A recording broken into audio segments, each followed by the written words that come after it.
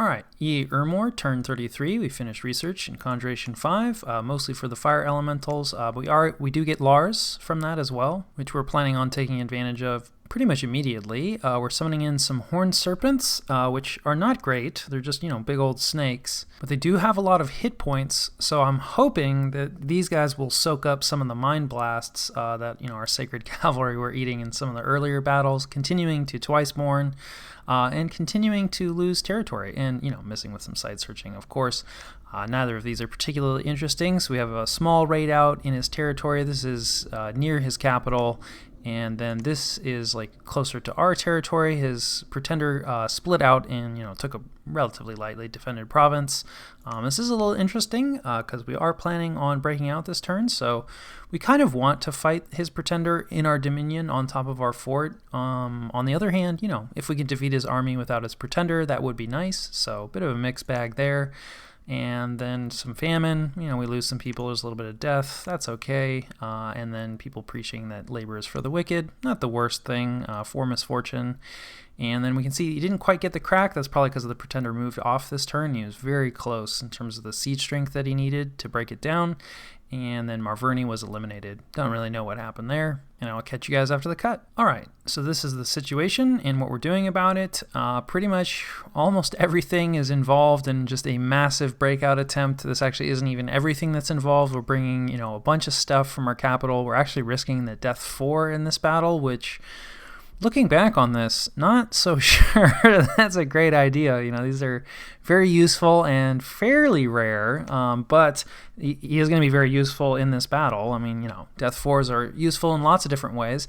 So this is everything that we have that's trying to break out. So we have 2 double lines of our cavalry that are just on attack rear. And, we're going to run into those magma children, which is sad, to use our cavalry, our valuable units against, the cruise missiles, if you will. However, we have high defense, which, should help prevent some of their attacks from actually connecting with us. And then we have fire resistance on the bless, which will reduce the pain for any hits that do make it through. And I do think our cavalry is going to kill them really quickly, so I think this will be fine. And then, the rest of his troops, we want to get in among the mine blasters and get rid of those guys. So that's kind of what these cavalry are hoping to do, is just punch through those magma children, get to the mine blasters, and shut that off. We have the snakes here, who hopefully soak up some mine blasts. And then we have another group of cavalry that's set, to attack large monsters, to go after his pretender. We also have a group of gladiators here that are also going to try to go after his pretender. This is also where we've clustered most of our death mages. Hopefully going to advance and cast some of that dust to dust, which is a good anti-undead spell. And then we have a bunch of augurs, right, on either side of our cavalry, and they're just going to blast out a bunch of fire elementals being supported by the communion back here. And then speaking of the communion, we have a decent number of communion slaves, but also some of these guys are going to be masters to do some mine burn. And then, we have our legionary infantry, a metric crap ton of it. I don't actually think they're going to be too useful in this battle. Like I said, looking back on this, I definitely think I over-recruited these Ostati, but, they will clean up, anything that all this doesn't handle, and we'll, provide some numbers, and if it all goes wrong, we'll at least protect a portion of our augur communion, and hopefully they can make it off the field, if we lose. And then, of course, we have a bunch of guys with bows up here, right? So these are basically mostly our bow carriers. We also have a priest in here, who can maybe stun the pretender with some holy magic. So I think in terms of the army, I'm not worried about. I think we can easily beat the army, but the question is, are we going to have enough stuff here to defeat his pretender, right? We know that, the legionaries aren't really going to do much. Even our cavalry is not really going to do a whole lot. So it's a question of can the bows, the mine burn, the dust to dust, and the fire elementals come through for us? I think so, but I don't really know. So, we'll see. Otherwise, not up to too much. I think probably the other main thing is, right, we didn't get raided here this turn. Also, we can see one of our commanders got diseased from being here with, in the Well of Pestilence province, which is a little sad, although, you can use D to highlight any diseased troops. So, we have two diseased guys in that unit, and then we have, no diseased guys here. So you can see, these guys have only been in the province for like 1 or 2 turns, but it's not a very aggressive rate of diseasing. So it's not really that bad, although it is kind of sad that of the 3 units that got diseased, one of them was our commander. But hey, at least, our Augur Elder hasn't gotten diseased. So that's good. But we didn't get raided here. So we're going to take this raiding group and, try to cut his retreat so that if we do win the battle, we'll completely, wipe out what's here, or sorry, rather what's on top of our fort. It is possible we bump into, this raiding group, which I think we can beat. It's also theoretically possible we bump into his pretender, who we definitely will not beat, but I don't think so, because friendly movement happens, before enemy movement. So if he chooses to move his pretender back on top of the fort, he'll be able to execute that move without being interrupted by this raid. And I don't really know why he would choose to move his pretender to this province he already owns. I guess possibly, to do some site searching. If he does, we have an assassin here with a black bow. So, we'll be ready for that. Well, I mean, at least kind of ready for that. I'm sure I'll change the scripting. I'd never do something silly like that. And that's really the majority of it. Recruitment-wise, always slamming out Equite, the Sacred Shroud. We're actually getting one of our luxury commanders who, has really good leadership and gives an extra morale bonus above and beyond what Centurions give. These guys, they're useful, but it's always sad using a fort turn for something other than a mage. But I think, to lead, some of your biggest armies, and we have a pretty big army here, so it's probably worth it. And especially since his pretender has fear, morale could be an issue. Of course, it's not going to help us for this coming battle, but, in the future. Otherwise, I think just Augur recruitment really slowing down a little bit on the legionary recruitment, although we're still recruiting levies here. We are still hoping to push them through to raid into his territory. It's winter right now, but we have heat scales, and I'm pretty sure Agartha has at least some heat scales, because we can see there's heat in Agartha here and it's early winter. So there is Niflheim here, who obviously not heat scales, but once it comes back around to spring or summer, we should definitely be able to get through some of these mountain passes. So and to that end, I think we're just bringing out a fellow. This is probably also to cut retreat routes. Just in case, he tries to, this force, may try to raid into this province, and that would, if it was successful, that would give this army a retreat route, so we'd like to prevent that. So we're actually going to use one of our throne mages here, who's a little expensive, and we're moving him into a Well of Pestilence province, which is not ideal, but we really would like that army of Agarthas to disappear. So he's just going to spam out a bunch of fire elementals, which I think will be able to turn away these raiders, or maybe some raiders he splits off from his main army. It looks like the TNN and Abyssia conflict is ongoing, and I don't think we see too much else. We're still exploring Ubar's territory down here. We are headed towards the coast, probably to try to verify if, Oceania and Niflheim are tangling. I believe, we know Oceania's capital is right here, so, we were thinking that, possibly they might tangle, but of course, Oceania could very well have other problems as well. We don't really know what's going on in the underwater areas. And then research-wise, we are switching back to construction, right? We really do want those lanterns. Probably the other thing, the other argument would be to go to Thaumaturgy 5 for Soul Slay, because that's a pretty good counter to super combatants that early age Ermor can pull off. But we're not going to have Thaumaturgy 5 in time for this coming battle, and we've gone other routes, so it's kind of we have some answers. Let's see if those work. If they fail, we're probably going to see a switch to Thaumaturgy. If they succeed, then hey, we can keep doing our construction research. So I think that covers turn 33. All right, EA Ermor, turn 34. We can see we are bringing in some of our Lars, some of our diversity summons. They're Nature 2, Earth 1, Water 1 mages, which is really useful for us, especially since, I'm not really recruiting any of the Flamen. So this is where the majority of our nature gems are going, although we are spending, a few more nature gems on some more of those horned serpents to hopefully soak up the Mind Blasts. And then we're bringing in a Revenant, which is just a Death 1 mage, and we're going to use him to summon in some of those Dustwalkers from the site that we found on the Throne Province. And then, of course, we have our breakout attempt. So let's see if he chose to hang out. I would expect yes, since, he'd almost cracked the walls. So we have a lot of our forces going in. Yep, and his army is here, and his Pretender is here. And he hasn't switched the positioning of his Pretender, right? His Pretender's been down here. That's why I stacked all of the Death Mages down here. Dominions is a game that, probably has too much micro to deal with. Yeah, there's some of the mind blasts. But, you know, switching around your formation periodically, not a bad idea. So yeah, we eliminate most of the magma children like pretty quickly. You know, our high defense really helps us against this. We also threw out, I think, anti-magic here. Yeah, so we have anti-magic. That's going to help a lot against the mind blasting. We can see that, you know, unfortunately, like, it's still the cavalry that's getting hit, not the snakes. And these snakes actually have really high magic resistance. I just assumed it's like, oh, like they're animals which usually have low magic resistance. Like there's some like low level summon that are, you know, usually considered like pretty awful. Like of course they'll have terrible magic resistance, but no, they actually have better magic resistance than our Equite. So that is sad. The Equite are pretty good, but, you know, F- on the magic resistance front. Giant snakes are better able to resist magic than you, sir. The other possibility, of course, is that he may have chosen, you can choose like the type of target that your Mind Blasters or any ranged units can target. So he may have chosen to give them the order Fire Cavalry, and, you know, our Sacreds are our only cavalry. So that's actually an argument maybe to recruit just some regular Equite, you know, to soak up, you know, something like Mind Blast in a situation like this. So yeah, the Magma Children are gone. We're making our Fire Elementals.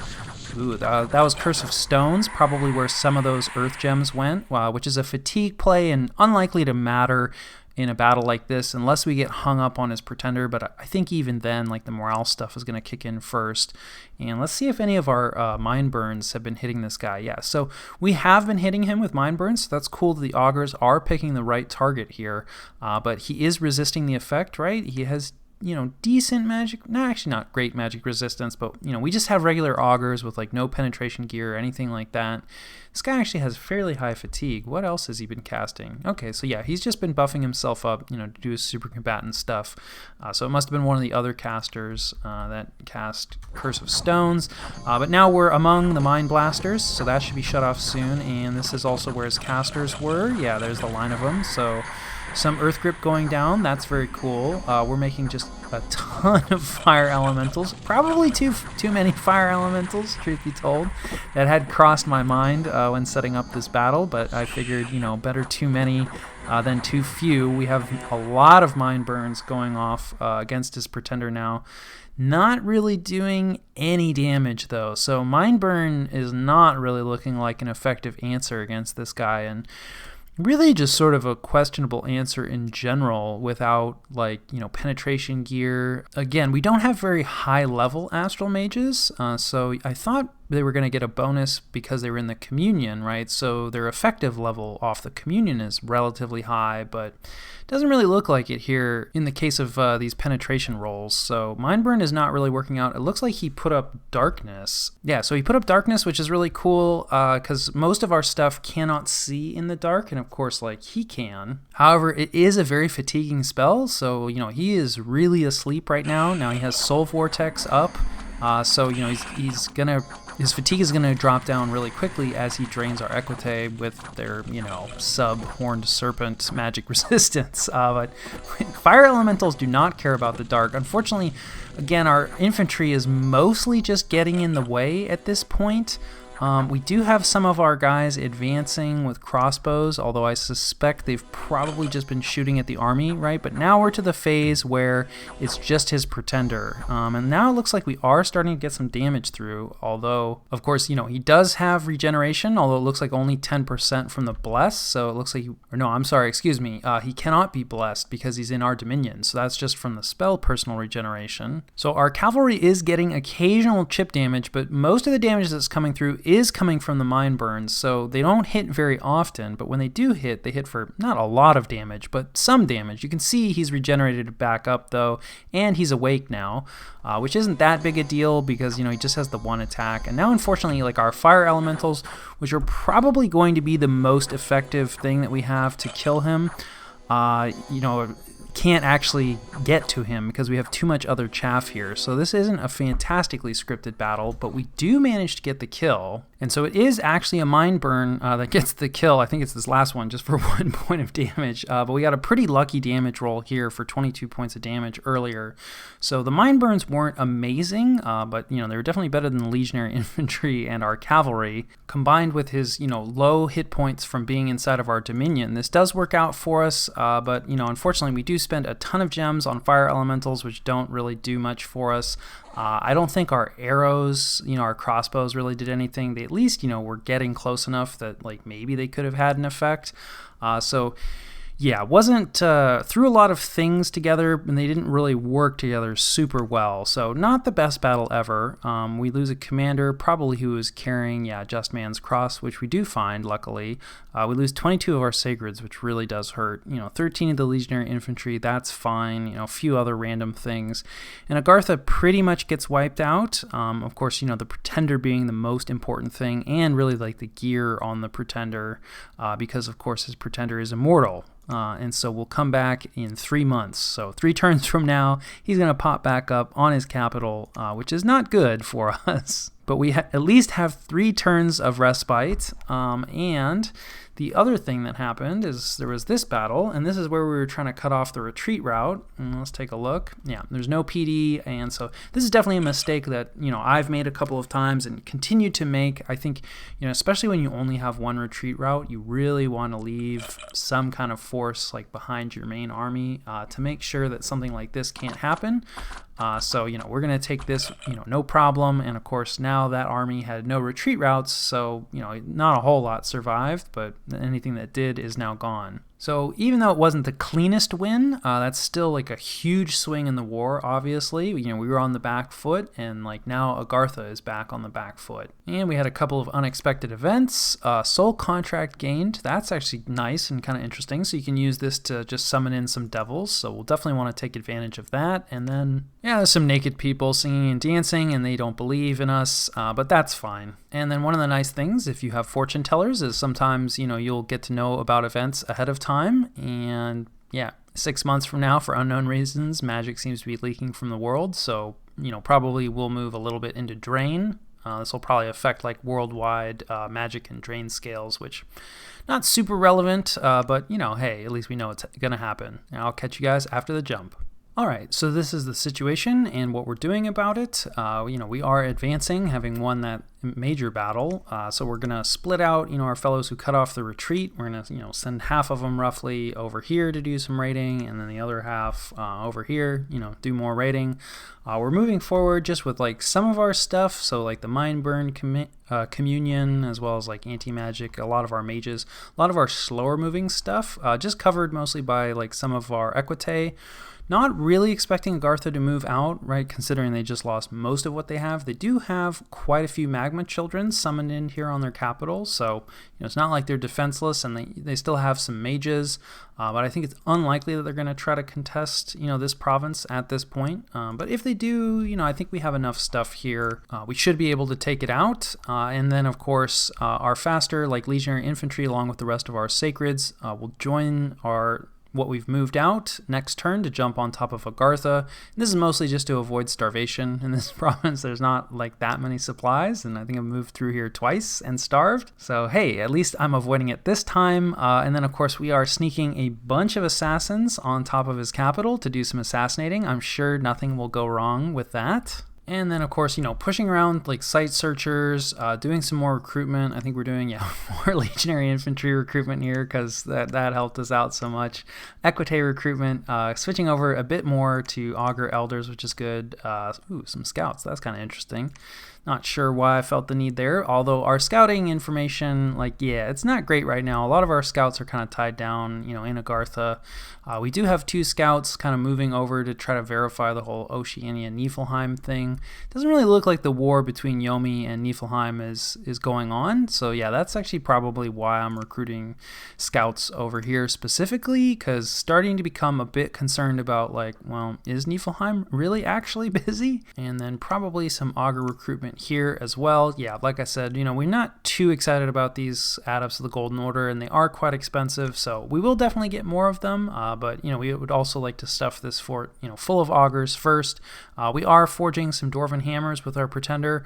One of the wrinkles of this chassis, which is a little sad, is you have no arms, right? Like he doesn't he has others do his labor for him. So while he can make dwarven hammers, he cannot actually utilize dwarven hammers in his crafting, so that's a bit sad, but it's probably still worth it. We don't have a ton of outlets for earth gems as early age Ermor, so I think dwarven hammers is probably a good use. And I think that covers turn 34. All right, EA Ermor, turn 35. We finished some research and construction, headed up to 6 for the lanterns, of course, participating in a little dark knowledge, because that never went bad for any Ermorians. Sadly, we do not find any death sites. Baratos brings in a new prophet. The elves are continuing to be annoying, so this is that same farm province that they raided before, and they raided again with roughly the same force, and we don't really have anything defending it, so they take that, and then we raid forward. We lose 1 leve. There isn't really any PD here, so we take that, no problem. And then it looks like the war between Yomi and Niflheim is back on, maybe always has been on. We really only have the 1 scout there, so it's just a few demons. Probably they're just getting summoned in, like he hasn't actually collected them yet. This doesn't really look like a force. And then this is Nifl Jarl, and he's been kitted out just a little bit. And with this bless, these guys are going to be super effective thugs or super combatants. I think this kit is actually pretty good. I will say Nifl Jarls have pretty terrible default armor, so throwing some armor on him is nice. Obviously he doesn't really need the extra cold resistance, but Niflheim is a little limited in terms of their forging options due to the paths their mages get. So similarly, like the Frost brand, right? Does he really need more frost damage? This gives him an AoE attack, so that is a really nice upgrade, compared to his normal weapon. I'm sure he'd probably prefer like a firebrand or something like that, but very unlikely someone is going to sell that to Niflheim. And then he summons in a little bit of undead for cover, and then goes into melee. I have to say, Oni are actually super dangerous, and this is way closer than I thought it was going to be, and even despite the fact that he has regeneration and affliction resistance on the bless, he does pick up a limp pretty quickly. That said, he is taking like quite a bit of damage here. I think he has Holy Avenger on, so that's what that Holy Nuke spell coming down is. Anybody that's going to deal damage, it's going to trigger that thanks to Holy Avenger. So he does cut his way through, and the regeneration sees him through, but that was actually a little bit scary and highlights that Oni can be pretty nasty. So we'll have to try to continue to keep an eye on that conflict, and then we just raid forward again with some leves and an Augur Elder. This fellow is probably twice born, because otherwise this is kind of a risky way. So he's been twice born, so he's just going to make some skeletons. And if he dies, that's really almost kind of an upside, so that's why he's out there raiding. And then we had an unexpected event, famine, we lose some population, get some death scales. It's not the end of the world. I think this actually might be where there's a well of pestilence already, so, if that's the case, extra don't care. And then, I'll see you guys after the jump. All right, so this is the situation and what we're doing about it. The main thing, of course, is we are jumping on top of Agartha this turn with more or less the same force that we'd seen with some significant subtractions. We're not bringing out our death mages, so we're going to be relying mostly on the Mindburn Communion and the arrows. We're not really bringing forward a ton of fire gems either. I didn't really talk about it before, but we don't actually have a ton of fire gems. Like, we can really only do a fire elemental dump of that size like one more time. We kind of dumped like about half of our fire income in that battle, so we're hoping that we can pull this off with our other elements. Obviously the fire elementals didn't really get used, so it's a bit of a waste. I do think they would have been useful had they been able to make contact, but kind of thinking, well, I'm bringing a bunch of stuff. They didn't really work out last time. We don't have a ton of fire gems, so let's just, leave some of our mages at home and research. I am actually a little surprised looking back at this that we didn't bring up, this is for flaming arrows.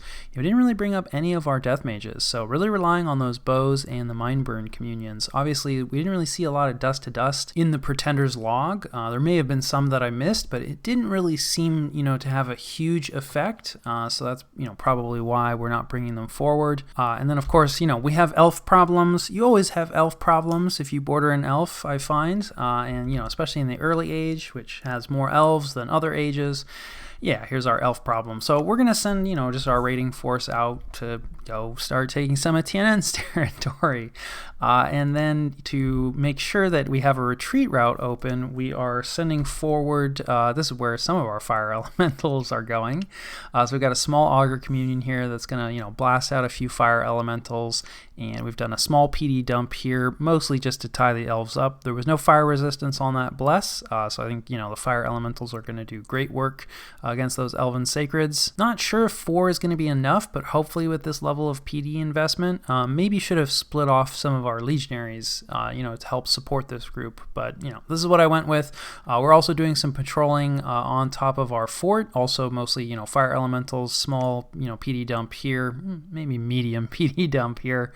Again, mostly just to, keep the elves busy, although these guys throwing javelins will be nice because that'll pop their glamour. If he chooses to raid towards our capital, we don't really have anything set up for him here, but we are bringing forward, some more legionary troops, of course, always with the Equite in the capital. So, we'll have some stuff. We are a little light on mages here because, we've moved forward a ton of our augurs to support this attack, and, quite a few of them are still here in this fort. Otherwise, a few site searchers moving around. We are moving those scouts out into Niflheim's territory. We can see that, Niflheim has cracked one of Yomi's forts, so we're moving our scout on top of that, and we have verified that Oceania has made landfall here.